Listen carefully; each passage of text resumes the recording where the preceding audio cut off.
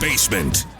Shit, how dope would it be though to get feedback from someone that was not only, you know, in the movie, but he lived all of it, lived the whole history of it, man. It'd be incredibly amazing. You know what I'm saying? It'd be the best shit ever, right? Absolutely. No doubt, man. So we got none other than the villain in black, MC Ren, on the phone right now, man. How you doing, fam? Man, I'm chilling. What's good with it? Woo! What's good, fam? MC Ren, can you comprehend? I know, man. Yeah, man. I'm chilling, man. Well, I guess we can just go into the film, man, and then we can get into what you're still doing, man. But your take on the film, man. What did you feel? How accurate? Everybody, you know, talking about it, you know, how accurate it is or whatever. But you got to realize, man, you know, a few things in there they threw in there just for the sake of entertainment. You know what I mean? Like a movie. You know what I mean? Hold on, man. You know that. Hold on. Give me one. What can I say? Like the Bye Felicia and stuff like that. You know? Yeah, that was cute. That was You know cute. what I mean? We all thought it was cute. It was hilarious. I laughed. You know what I mean? And it's probably a few more things in there, you know, that they threw in, but for the majority of it, you know, it's kind of you know, the key points are accurate. No doubt. The key points are, and this is Mola One. I was just telling my co-host here, I grew up in Los Angeles during that time, and I was saying that LAPD was completely out of fucking control. So I felt like they nailed that part. Some people were saying that it was maybe, accurate. You know, exactly. That's what I'm saying. It was definitely accurate. I felt like they could have showed more of the riots, and not to put you on blast or anything, but I felt like they could have showed more of you. Yeah, you know, that's what everybody say. You know what I'm saying? They could have showed more, but like I said, man, it's hard to get that whole everything in like 2.5 hours. Because that movie could have easily been like 4 hours. You know what I mean? If you would have put, and then that wouldn't even been enough if it would have been 4 hours. You know what I'm saying? No doubt. Yeah, you know, but you know, they got me in there enough. They got me in there to a point where, you know, they couldn't have did it without showing me in the film. So you know, they had to have me key parts. So I'm good with it, man. 100%. No question. They nailed one part for sure, is when they were talking about when Ice Cube had left, made the diss record, and Jerry Heller turned to everybody and said, you know, we still got MC Ren, who's a dope lyricist, if not better than Ice Cube. And I think everybody that, you know, has followed N.W.A. would agree with that point. And that felt like vindication for me personally, as far as listening to you. You know, because you might have been kind of that quiet villain and shit, but you came and did your thing, and everybody was waiting for that. Yeah, but I don't know about, I don't ever say I'm better than he is, you know what I mean? I put me and him like equally, you know what I mean? That's my dude, man. No so, you know, only thing was the diss records or whatever, that was it. But besides all that, we close as I don't know what. That's good, man, because I was going to ask you about that, man, because the movie did, I think it was just one line between Dre and Yella, and they were talking about, he was like, man, I'm trying to crush Dre shit or whatever Yella said about production, and it was, I took that as like not as a diss, but just like, you know, friendly rivalry, because I mean, shit. So do you guys? Did you guys have that though when you got in the studio? Sometimes, okay. So we had that. We go in the studio. We trying to come up with like tightest bars. You know what I mean? Q would go in his corner. I go in mine. Yeah. You know, Doc would go in his little corner. Everybody's trying to bring that heat to the table. You know what I mean? It's like, what you got? Nah, what you got? You know what I mean? That was gonna be my next question. What was the most fun record for you to record? Because I have one, but I don't know if that's yours. For me, it's probably Grand Finale. You guys went fucking ham on that shit on the DOC album. But what was your favorite album? What was your favorite record to work on? I'm talking about album or just one track. Just one track. That's a hard one, dog. I can't even lie and give you one because I have to think about that. I just always thought you did your thing on Grand Finale. That's why I threw one out there. But what about album then? My favorite album, we did Niggas for Life. That's my favorite. Ooh.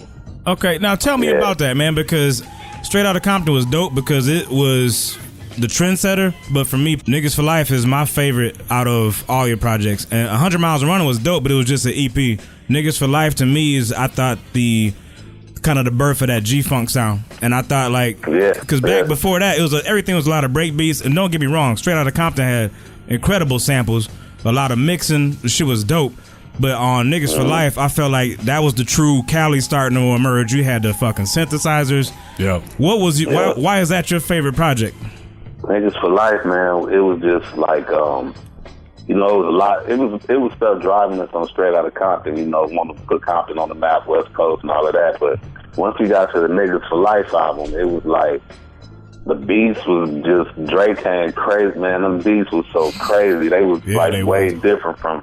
Yeah, the beats was so different from Straight Outta Compton. Straight Outta Compton was just mainly break beat. Yeah. You know what I mean? And Stan, you know, playing the guitar on them, and that was it. But when he got to Niggas for Life, man, it was like he just started adding more music, more scratches, more everything. It just got like, he beefed up everything, you know what I mean? And then it was like we had people like, we did the EP, you know, we heard people like, they liked the EP, but they was like, can they do an album without cues? So that was like another driving force too, you know what I mean? And it was like, yeah, we can, you know what I mean? And once we got in there, man, you know, and our egos at that time was out of here, you know what I mean? We thought we was just on top of the world, you know, and by that time, you know, my writing to me got a whole lot better, you know what I mean?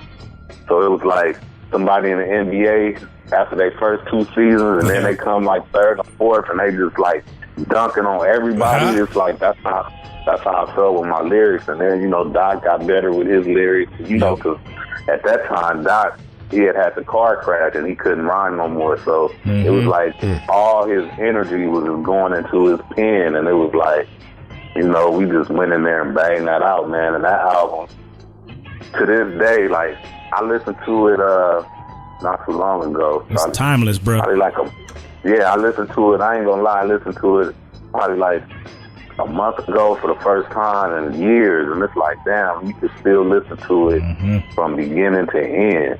Damn. Like, that's when, you know, back in the day, how you buy albums, good albums, rap albums, and you can listen to them from beginning to end. Yep. That album all the way through is just solid all the way through, man. Cover to cover. All the way through. Absolutely. Yeah. Just recently on our show, we do this thing called Hip Hop Essentials, and Major brought that album to the table. Yes, sir. And we ran through the whole thing and talked about the influence and how dope that was, from the beats to the rhymes and everything else. But being older now, me being older and listening to that, it's like, I'm like, damn, you know, just I trip off of myself how tight it is, you know. How do you guys feel about like the message, how the message was portrayed? Because I mean, okay, so there was some comic relief, you know, with songs like Automobile, and some of the things, like some of the punchlines, there was comic relief. But like looking back, I mean, do you feel that you guys delivered the message and that it was taken as seriously as it should have been taken? Do you think that people still get the weight of the situation and what you guys were dealing with as kids? Okay. I think they do, man. I think they get the message, and you got to look at too, man. The stuff we were saying back then still happens to this day. You know what I mean? The police brutality and all of that. So, and you got to look at all the things happening everywhere, like the stuff that happened in Ferguson, or the stuff that happened with the lady in Texas that they killed, and stuff just happening all over the place with the police, man. You know what I mean? They definitely got what we were saying, you know what I mean? It's something so strong it can't just go away. You know what I mean? Like, fuck the police, that song, it cannot go away. Yeah. You feel what I'm saying? No question. And it can't go away, man. And, you know, the movie, to me, is just going to make more people more curious at the people that act like they don't understand or they can't understand. They go look at the movie, then they be like, well, let me go listen to what they were talking about. Let me go listen to their records and see what they were talking about. And then when they listen to the records, they'll be like, damn, that's going on right now. So it's relevant. It's full circle, man. It's still relevant. I was just going to say it was absolutely happening back then, too. Yeah. You know, street shit nowadays has way too much money talk and all this bullshit.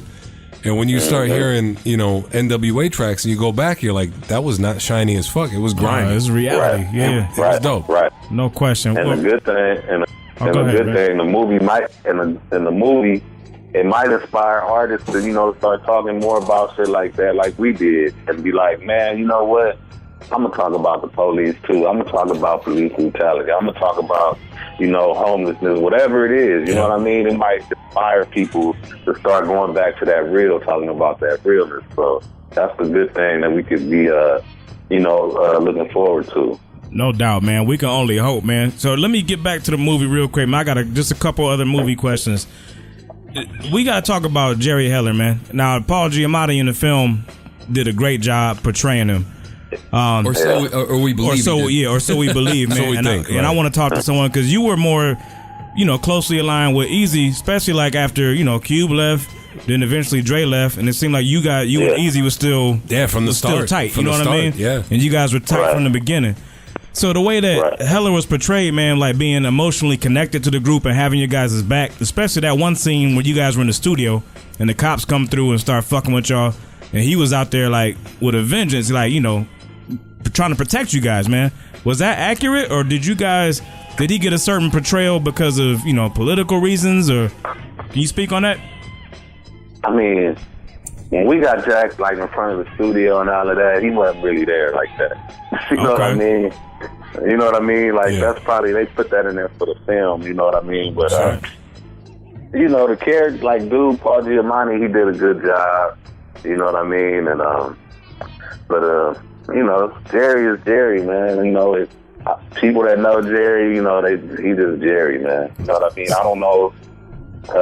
Him and he did have like they was the closest. Like I didn't have that relationship that he had with him. Nobody had that relationship with him because they was, the business, talking the business together. But all I can say is, man, he was just Jerry. Yeah, I personally get the feeling it was a business thing. Like he was more business than what they played because they made him really emotional in this film. So you did. Yeah, it wasn't like. So were Jerry and Easy close like that though? That like, did they really? Was Dre and E close? No, Easy and Jerry. Did they really have? Oh, Easy and Jerry. Yeah. I mean, they was like. They was close business wise. You know what I mean? Like as far as business. Mm-hmm. You know what I mean? Like they lived in the same like. They bought houses like in the same little neighborhood, and he would see Jerry. He would go to. We might have had an office, Ruthless Records. He would see him more than anybody. They offices right next to each other. You know what I mean? Okay. And as far as business wise, and he probably looked at him like he was cool. Eric thought he was real cool, whatever. But until the end, you know what I mean. But the rest of us, he wasn't like that with us. You know what I mean? I feel you. It was just like with us. It was like, they do. When you got a talent and people want to manipulate you, they always act like, oh man, like you the coolest person in the world. But they got other feelings in the back of their head. They really only care about their money. So you can't. And we never like got to that point, but we just started believing everything he was saying. Like, you know what I mean? But in this business, you can't believe everybody. Every time somebody's trying to gas you up, you can't believe all that stuff, man. We learned that early on. So, I never took nothing he said like really like. You know what I mean? Yeah, it's just business, man. I know exactly where you're coming from. What? Just business. Well, getting back to the music real quick, I got a question. What was it like to record Hello once you guys kind of had that little reunion? What was that like after all those years, man? That was dope, man. That was like the Cube album. Yep. And War and Peace. Before we did, Before we did that, we did Chin Check. That was first. Chin Check was first. Yep. We recorded Chin Check first for a Sound Friday soundtrack, and then Cube album was coming out like right after that. So we did Hello. We went to the studio. It was dope, man. Just getting back together. All of us in the studio. Now, at that point, obviously, with Ice Cube having a relationship with Public Enemy, did that open the door for you to work with them? Because I know that you worked with them after that. Nah, but how I worked with them, man, I did some stuff with Paris. This cat named Paris from I remember from the Bay. We remember Paris. Yeah. Absolutely. Yes, sir. Yeah. So that's how I got down to do that. You know what I mean? I did something for him on his record he was doing, and he hooked it up, and he, took me up through them, and we did something together. Okay. You know what I mean? Talk to Chuck all the time. Talk to Chuck all the time? Yeah, every once in a while, he'll hit me up, I'll hit him up, and we holler, through Twitter or whatever, man. Shit, I was hollering at him the other day. But that's awesome. Yeah, cool brother, man. I got him on a record too, so coming out on my what's EP. going on now? What's happening now? Well, I got him on the remix of Burn Radio Burn, and I'm just trying to finish up my EP Rebel Music. Yeah, man, it's fire too. You got some stuff on there, man. We've been listening to the singles, man. Yeah, so talk to us about the new project, man. What's it like getting back at it? And I know you've never stopped. I mean, you've EA Ski. Yeah, you fucking with EA Ski, who's also EA Ski. Yeah, West Coast legend in his own right. Yeah, he is. So he produced Rebel Music. Then I did the remix, put Cube on the remix. Then I did Burn Radio Burn. Like I told you, I got Chuck on that remix, but I'm going to release that when I release the whole EP. And right now I'm just, writing, trying to finish up all the rest of the songs that go on there, and then I'm going to drop it. Hell yeah. Well, that's what's up, man. Well, we looking forward to it. We got Burn Radio Burn on deck right now. About to get into it. Man, I'm trying to drop the EP this year, man. They can get at me on Twitter. I'm on there, MC Ren CPT. Instagram me. I'm on Instagram is MC Ren CPT1. You know what I mean? And just be on the lookout, man. I'm gonna be hitting a few cities with Q, so we gonna be performing, man. So if they'll see me, they'll see us out there doing it. What's up with the reunion? Is that happening? Not like everybody. Not like everybody thinks. Okay, okay. We got one reunion though. You and Cube. That sounds great. Yeah. Yo, Ren, dude, thank you for your time, man. It's been crazy. No problem. We still a little bit starstruck. We talking to this is man. He's still repping CPT too. You hear his Instagram and his Twitter and shit? Yes, indeed, man. Yes, indeed. MC Ren CPT. Fucking true to the game. No doubt. All right, man. Be easy, bro. All right. Thank you, man. All right, man. Thanks, bro. Yeah. Good stuff right there, man. Got to give a big shout out to Chad Kaiser for setting that shit up, man. Shout out to Chad. And MC Ren right here, man. Burn Radio Burn. Yeah. Play the same shit over and over and over. Whack ass shit. Stupid ass, dumb down shit. But when you got some shit like my shit, some real shit, you want them to play that shit, fake ass niggas be wanting you to pay. Fuck y'all niggas. I'ma do it like this. People be looking at villain. Damn, this nigga be killing. Get it, my nigga, for track. Ski already got my back. Me and EA from Cali to VA. Big up to K Slay. Fuck these other DJs.